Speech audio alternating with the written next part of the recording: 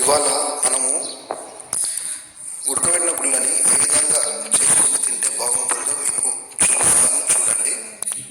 ఉడుకుతున్నటువంటి నీళ్ళలో కాస్తంత ఉప్పు వేసుకుంటే గుడ్లు అనేవి తొందరగా ఉడుకుతాయి.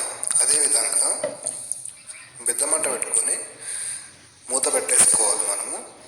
ఆ తర్వాత గ్యాస్ ఎందుకు వేస్ట్ అని చెప్పేసి నేనైతే కట్టెల పొయ్యి మీద అయితే పెడుతున్నాను. తర్వాత మనము కారం ఏ విధంగా చేసుకోవాలో చెప్తాను వినండి. మిరియాలు, ధనియాలు, వట్టి కారం వేసుకొని బాగా నూనె వస్తువులు కలుపుకోవాలి. మిరియాలు అనేటటువంటి చాలా ఆరోగ్యకరం. అదేవిధంగా ఉల్లిగడ్డలు కూడా కోసి పెట్టుకోవాలి. ఉల్లిగడ్డలతో ఇంకా మరింత టేస్ట్ అయితే వస్తుంది. మిరియాలు అయితే కంపల్సరీ మర్చిపోకండి.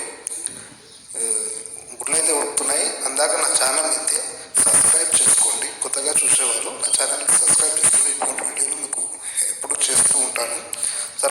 ఈ విధమైనటువంటి వీడియోలు చేస్తూ ఉంటాను. అందాక నా ఛానల్ని సబ్స్క్రైబ్ చేసుకోండి, అలాగే లైక్ కొట్టండి. మనం మిరియాలు కారంతో ఆ గుడ్లని నంచుకొని తింటుంటే ఎంత బాగుంటుందో ఒకసారి